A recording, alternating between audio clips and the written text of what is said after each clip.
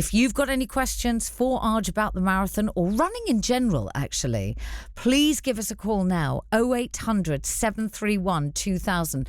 Don't waste his expertise whilst I've got him. And just to say that Arj is the head coach at Performance Physique. He joins me now. Arj, afternoon, how are you?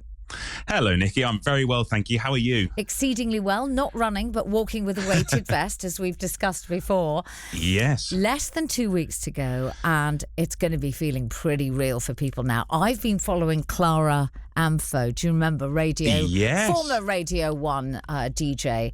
She's running, and I've been watching her training. Not envying it. They were doing sprints this weekend, but a lot of people will be wondering what they should be doing for this next, 13 days. What are your tips, Arj? It is exactly that. 13 days to go. And I have seen a lot of nerves starting to appear on social media. You are exactly right. The confusion does start to appear over, right, we haven't got long now. What can I do? And I think this is the best way for us to shape these next 13 days. We're going to talk about a taper, carbohydrate loading, how to deal with Maranoia, and crucially, what should and shouldn't we do in the final week of training? Maranoia. Yeah. I love it. This is my word of the week. Thank you for that. Okay, off you go. Start with carbo loading. Yes, so carbohydrate loading, it's something that we've probably become quite familiar with over the last 20, 30 years even. This is the pasta party that you mentioned. With carbohydrate loading, it's really about, can I take on enough energy to power me through the marathon? And years gone by, we used to actually base all of our information on the science saying around 10 days worth of a high carbohydrate diet helped an endurance runner complete the marathon. That's actually quite difficult. It sounds ridiculous, to be told it's difficult to consume so many carbs, but in the volume that we actually get athletes to do, it does become quite painful for them. And the research thankfully now shows that it's about 1 to 2 days is truly what they need to carbohydrate load for. Okay. So when we're actually carbohydrate loading, the main things that we're looking for are beige foods, so pastas, potatoes, white starchy bread, and also those things that children love, sweets and juice, really. Oh, this is my ideal diet, Arj. Well, you're going to have to run the marathon then, yes, Nikki. exactly, to pay it off. But when we take on board those things, we're also looking to prevent the amount of fiber and fat content that we take on. So we want to actually, conversely to our health guidelines, actually keep fat and fiber low, because they unfortunately prevent the absorption and can cause some GI discomfort. So that's the stomach pains, the cramps, the things we're trying to avoid. So if you're running the London Marathon in a couple of weeks' time, or if you're doing any kind of event soon, your carbohydrate load really should be 1 to 2 days in length. It should be low in fiber, low in fat. And we can even get a little bit more specific. We can say that we're aiming for around 5 to 12 grams of carbohydrate per kilogram of body mass. That really, though, that's the upper end. You don't need to necessarily go for it to that extent. So that's the carbohydrate loading. What is Maranoia then? Will you talk to me about that? Yeah, of course. It is a play on the word paranoia. I'll be honest, I don't know if it's made the dictionary word of the year. However, it's become very, very familiar within running circles.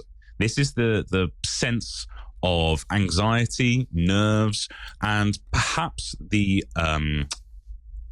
overwhelming concern that you haven't prepared correctly for the marathon. It is purely psychological. And the most important thing is that if you're developing some level of Maranoia, reframe those nerves. It just means you care. Well, it just means you care about what you're doing. Yeah. I'm always worried if an athlete, no matter their level, novice through to pro, turns around and says, I'm not nervous at all, because it says to me that they perhaps don't care enough about the hard work that they've put in. So reframe those nerves. It just shows you care, and this run means something for you. Yeah.